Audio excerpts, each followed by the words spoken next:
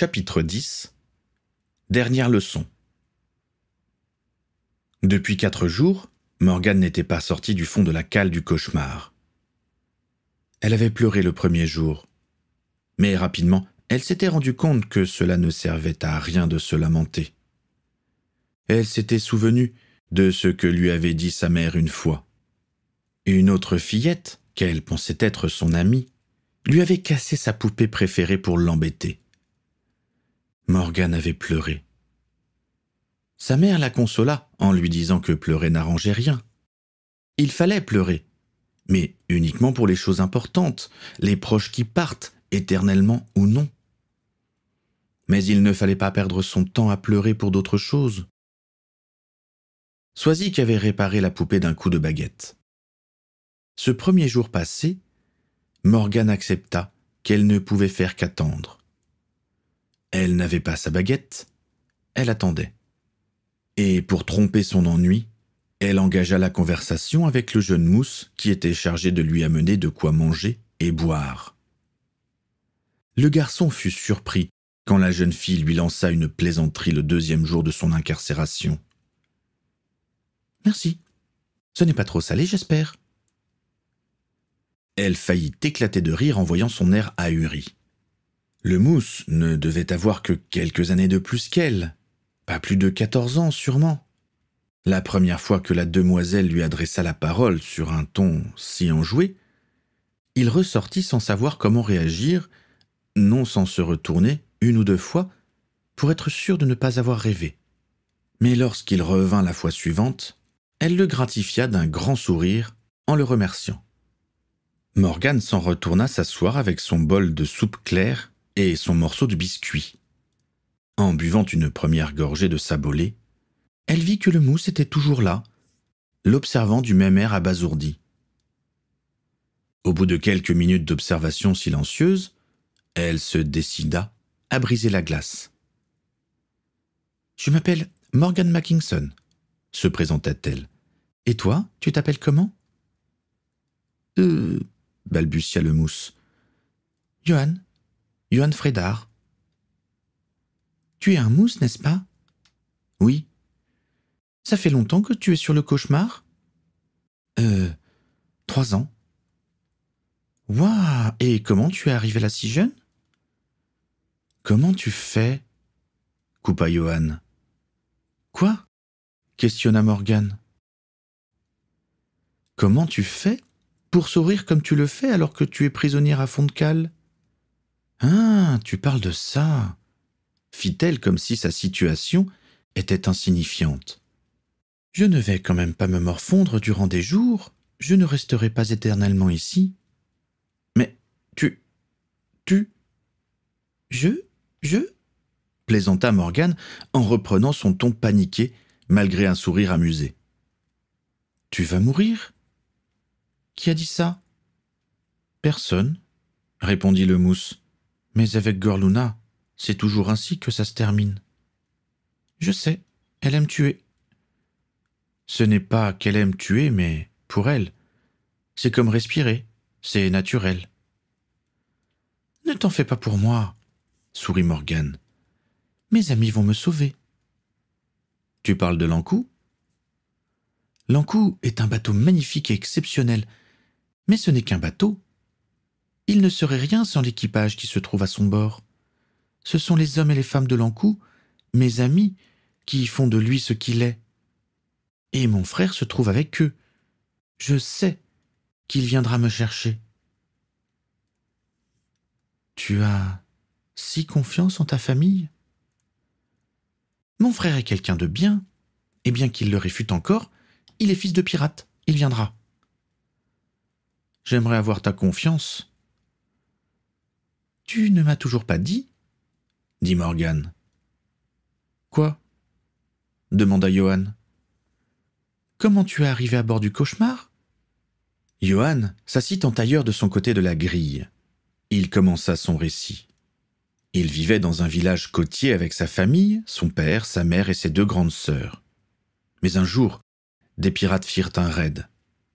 Il devait y avoir au moins 3 ou 4 navires de Forban, et parmi eux, le cauchemar de Tatiana Gorluna. La nuit fut sanglante et enflammée. Qui avait égorgé les parents de Johan? Qui avait violé puis éventré ses sœurs? Il l'ignorait. Il était resté caché toute la nuit, essayant de fermer son esprit et ses oreilles aux hurlements de souffrance et au fracas des objets brisés. Quand vinrent le matin et le silence, seulement perturbé par le chant des oiseaux insensibles au carnage, il sortit. Il découvrit avec horreur les corps mutilés. Malgré tout, il pensait être sauvé et s'en sentir assuré. Mais un navire pirate demeurait au mouillage, et il fut attrapé par les hommes du cauchemar qui en firent un esclave, puis un mousse quand ils crurent qu'il était moralement enrôlé. Mais je ne rêve que d'une chose, quitter ce navire maudit, avoua Johan. Je comprends, dit Morgan, qui ne souriait plus maintenant, après un tel récit. Tu le pourras bientôt. Comment ça? Quand l'équipage de l'Ankou viendra me délivrer, tu pourras venir avec moi. Quitter un bateau pirate pour un autre? Non. Mon oncle Gaël, le capitaine de l'Ankou, te débarquera où tu veux. Il ne te retiendra pas à bord si tu ne le souhaites pas. Tu es sûre? Certaine. Il a promis à mon frère de nous ramener à Saint-Emmanuel aussitôt que la menace de Gorluna ne pèsera plus sur nous. Tu ne souhaites pas rester avec ces pirates, toi non plus? Ça ne me dérangerait pas de rester à bord de l'Ankou. Mais si John ne le veut pas, je resterai avec lui. Je ne vais pas l'abandonner. C'est ça, une famille.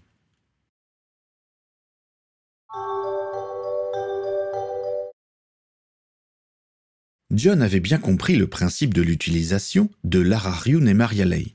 Du moins, il le pensait.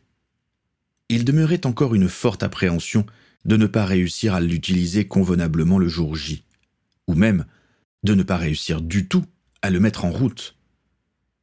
Il ne pouvait faire d'essai avant, Gaël ayant dit que la moindre utilisation consommait beaucoup d'une certaine énergie et qu'il fallait un temps relativement long pour pouvoir s'en servir de nouveau. Et quand John demanda ce qu'il entendait par là, Gaël éluda la question en disant que lui-même ne comprenait pas grand-chose à ça. Il savait juste que cela avait un rapport avec le soleil et la lune.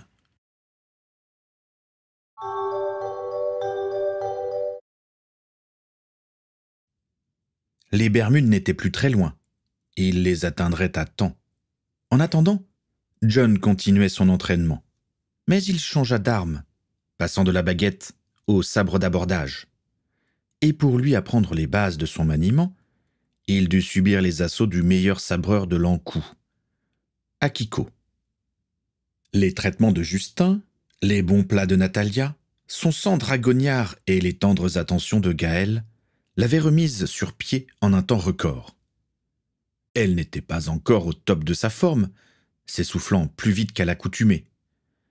Mais Justin avait assuré qu'elle pouvait à nouveau combattre et que de plus, l'exercice accélérerait encore sa récupération. Même diminué, Akiko surpassait très largement John au combat. Il se retrouva encore régulièrement étalé sur le pont. Un rictus de détermination marquait son visage.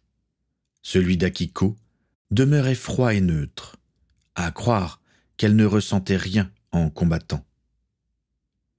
Dans un certain sens, ce masque impénétrable était assez déroutant. « Tu penses trop », dit Akiko à la fin d'un assaut où, une fois de plus, John s'était retrouvé au sol. « Que veux-tu dire ?» demanda-t-il, ne comprenant pas ce qu'elle entendait par là. « Tu penses à chacun de tes gestes. Tu penses à chacune de mes attaques ou contre-attaques. Tu penses au prochain mouvement avant même d'en avoir fait un. Ne pense plus. » J'ai peur de ne pas comprendre. C'est assez compliqué à comprendre au début, dit Gaël en s'approchant. Je vais essayer d'être plus clair. Quand tu combats, comme elle vient de te le dire, tu penses, tu réfléchis à ce que tu vas faire et tu essayes de deviner Ce que compte faire ton adversaire, pour anticiper, n'est-ce pas? Oui, c'est ainsi que mes parents m'ont appris les bases du combat. Ils voulaient que je puisse protéger Morgane. Swazik était très forte pour ça. C'était sa façon de combattre. Mais toi, tu n'as pas le même caractère. Tu es différent de ta mère sur ce point. Tu es plus que moi, un instinctif. Il faut que tu apprennes à laisser ton corps bouger comme il l'entend. Et pour cela, tu ne dois pas polluer tes mouvements par des pensées. Donc, je dois me battre sans y penser, dit John. C'est l'idée, acquiesça Gaël. Les samouraïs comme Akiko sont très forts en ce domaine. Ne pas penser leur permet d'atteindre un degré de conscience supérieur et un état d'esprit combatif qu'ils appellent le sanshin. C'est aussi comme ça que je combats. Nous allons te montrer. Akiko. Aïe, fit-elle en faisant face à Gaël. Gaël et Akiko se tenaient face à face. Le reste de l'équipage fit silence et tourna toute son attention sur eux. Certains lancèrent quelques encouragements aux deux protagonistes, d'autres des petites blagues. Entraînement avant la première dispute de couple. On va voir qui porte le pantalon. T'as besoin d'une coupe de cheveux, Capitaine? Les rires fusaient, mais cela ne perturba pas les deux duellistes. Les yeux dans les yeux, ils arboraient tous les deux un masque d'impassibilité. L'immobilité demeura un moment, et tout d'un coup, ils foncèrent l'un sur l'autre à pleine vitesse. John ne fit que deviner les mouvements de leurs sabres. Ils tournoyaient à une vitesse cyclonique. Mais ce qui impressionna le plus John, c'était qu'il n'avait pas encore perçu un seul bruit de métal s'entrechoquant. À croire que leurs lames s'évitaient mutuellement. Le regard de John passa sur leur visage. Il n'y dénota aucune expression. Leurs pensées coulaient comme l'eau. Un premier choc métallique, le combat gagnait en intensité. Et sur une coupe à l'horizontale de Gaël, Akiko para sans se déplacer pour le fixer et le déséquilibrer en même temps. Elle pivota sur elle-même en entrant dans sa garde pour placer un coup de coude à l'estomac. Gaël accusa le coup, mais la jeune fille ne lui laissa pas le temps de récupérer. Elle continua son pivot pour passer dans le dos du capitaine en restant au plus près de lui. Elle bondit pour grimper sur son dos et passa ses jambes autour de son cou. Ce faisant, elle le projeta au sol en maintenant son ciseau. Une fois sur le plancher, elle fit s'arrêter sa lame à quelques millimètres de son œil droit. « Tu as été gentille sur la fin, dit-elle. « Tu n'es pas encore totalement remise, sourit Gaël, et je ne voudrais pas me retrouver à la porte de la chambre ce soir. » Akiko rougit d'un coup, relâcha son ciseau et se releva. « Ça promet pour ce soir !» lança un pirate, générant une nouvelle hilarité. « Silence, les gars !» demanda Gaël. « Akiko, tu veux continuer l'entraînement de John ?» Plus tard, dit-elle sans se tourner vers son amant. Je... Si tu veux souffler un peu, vas-y, dit Gaël. Je vais continuer. Akiko n'ajouta rien et se rendit rapidement dans la chambre qu'elle partageait avec Gaël depuis quelques jours. Gaël, n'ayant visiblement rien remarqué de l'émoi de la jeune fille, se tourna vers John. « Tu as compris ?» questionna-t-il. « Pas vraiment, » répondit John en toute sincérité. « Mais j'ai l'impression que c'est uniquement par la pratique qu'on parvient à ça. » « Tu as plus compris que tu ne le crois. Allez, en garde !» Laissant les deux hommes à leur jeu, Natalia se rendit à la chambre du capitaine. Elle ne prit même pas la peine de frapper, sûre que si elle le faisait, Akiko ne lui répondrait pas. Elle la trouva debout, au fond de la cabine, regardant la mer par le hublot. Natalia s'approcha sans parler. « Tu as eu du mal à te retenir de courir ?» fit la Russe. « Tu as deviné » dit la Japonaise. « Je suis une femme, moi aussi » rappela Natalia. « Et j'ai eu ton âge et mon premier amour. » Gaël ? Non, Même si à une époque j'ai été amoureuse de lui, je n'ai jamais osé lui dire. Et puis, il y a eu cet homme que j'ai rencontré lors d'une escale à Bornéo. Il voulait que je quitte Lankou et vienne vivre avec lui. Je lui ai donné ma première nuit, mais rien de plus. Je savais que ma place était à bord.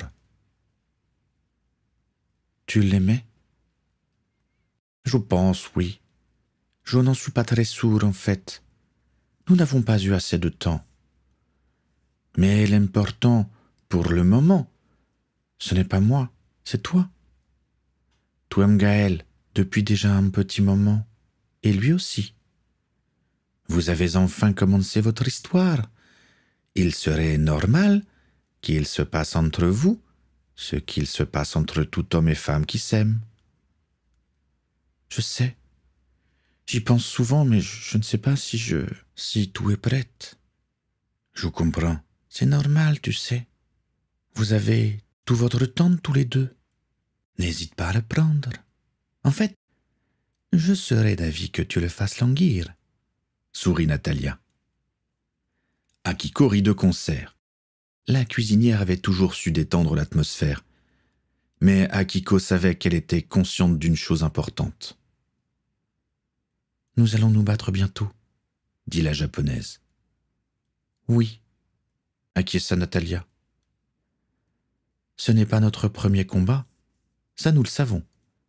Mais qui sait si ce ne sera pas le dernier pour certains d'entre nous. » Oui. Nous autres pirates, nous savons que la vie est quelque chose de précieux et de fragile, même si elle abonde et qu'elle peut se maintenir n'importe où. Nos vies sont précieuses et fragiles. Nous pouvons être foudroyés par la mort n'importe quand. Pour nous, le risque est omniprésent. Tu as tout à fait raison. Et puis, Tatiana Gorluna n'est pas une adversaire comparable à ceux que nous avons combattus jusqu'à présent. Elle connaît Lankou et son équipage. Elle est forte et terrifiante, et n'a que du mépris pour la vie des autres. Tu as bien cerné le personnage. J'ai déjà failli mourir à cause d'elle il y a peu, même si ce n'est pas elle qui m'a porté le coup. Personne ne peut savoir qui survivra à la bataille qui approche. Natalia comprenait où Akiko voulait en venir. Et elle était tout à fait d'accord avec elle. Même si cette vision des choses lui semblait un brin pessimiste, l'important, ce n'était pas l'espoir de survie au bout. L'important, c'était le temps restant jusqu'à la bataille. 2 mots résumaient parfaitement cette idée. « Carpe diem », dit Natalia. « Quoi ?» demanda Akiko. « C'est du latin. Ça signifie « prends le jour ». Je pense comprendre. Au Yamato, nous avons une philosophie similaire, surtout dans la caste guerrière. On dit « donner chaque coup de sabre comme si c'était la dernière action de notre vie ». Ce proverbe samouraï peut être utilisé pour toute chose. Oui, c'est vrai. Natalia souriait à Akiko. Cette dernière lui renvoya son sourire. Elles continuèrent à discuter durant un long moment.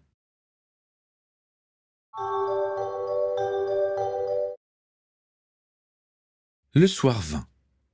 John s'écroula littéralement sur son tabouret, s'affalant sur la table. Helmut sourit et lui apporta un bol d'eau. « Merci », souffla John en portant le bol à ses lèvres. « Après-demain, ta sœur sera de nouveau parmi nous, » dit Helmut. « Je te le promets. » « Merci, Helmut. Je sais que je peux vous faire confiance, à vous tous, » ajouta-t-il plus haut. « On veut revoir notre petite fleur ?» lança un pirate. « S'ils ont touché le moindre de ses cheveux, je les éventrerai tous. Pas ceux que j'aurais eus avant toi. » John se sentait heureux de voir que tous les pirates souhaitaient sauver sa sœur. Ils avaient perdu leur famille.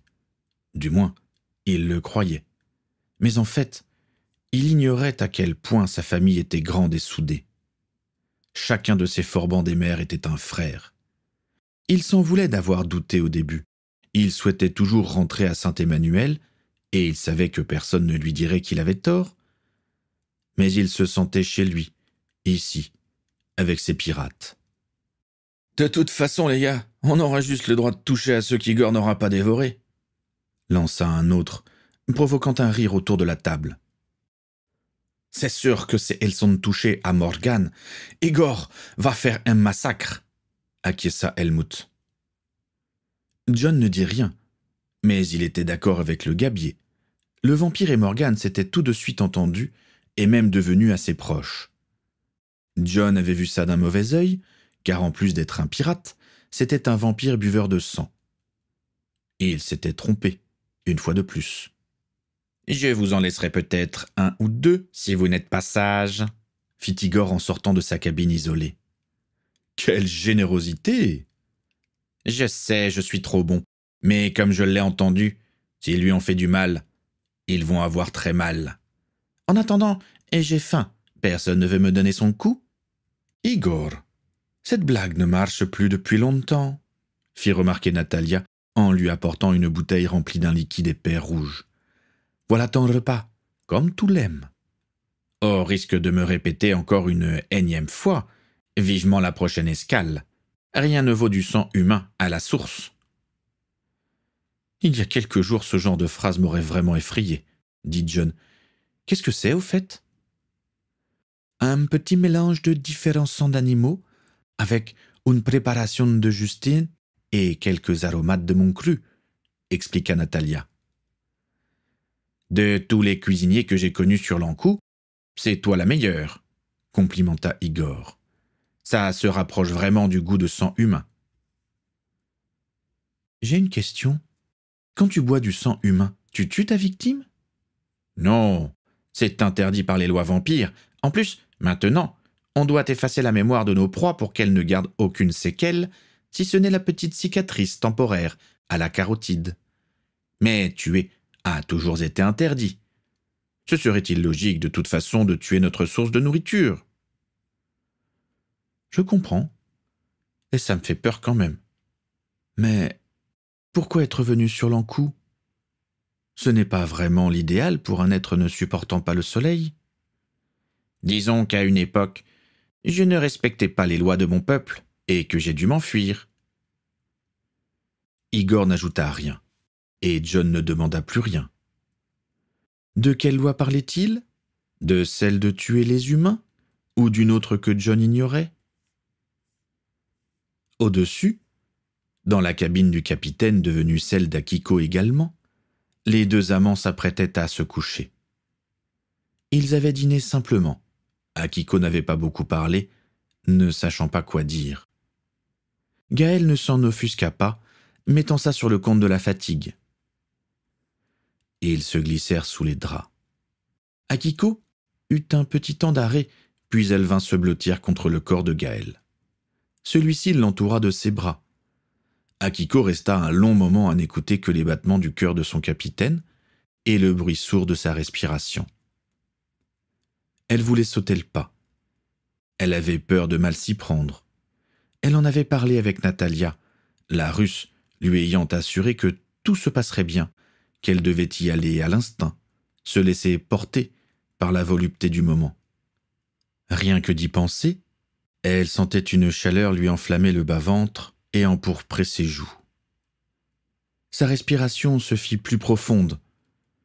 Malgré cette chaleur, ses mains tremblaient, ce qui n'échappa pas à Gaël. « Tu as froid ?» questionna-t-il. « Non, s'interrompit-elle, Mais les mots refusaient de sortir. Ce n'était pas une situation à laquelle elle était habituée. Et puis, elle était plutôt une femme d'action. Elle releva la tête, plongeant ses yeux noirs dans ceux de Gaël. Elle n'attendit pas que son courage s'enfuît et l'embrassa tendrement. Gaël répondit à son baiser. Les mains d'Akiko commencèrent à parcourir son torse un peu maladroitement. Le capitaine comprit où elle voulait en venir. Il ne l'arrêta pas, comprenant aussi qu'elle faisait un effort. Il préféra l'encourager sans rien dire. Ses mains se mirent aussi à caresser son corps ferme et soyeux, retirant le kimono avec lequel elle dormait. Demain serait le dernier jour.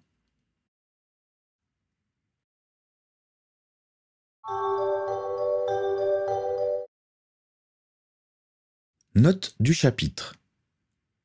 À l'époque, sur les bateaux comme dans les armées à terre, le biscuit était de rigueur, remplaçant le pain.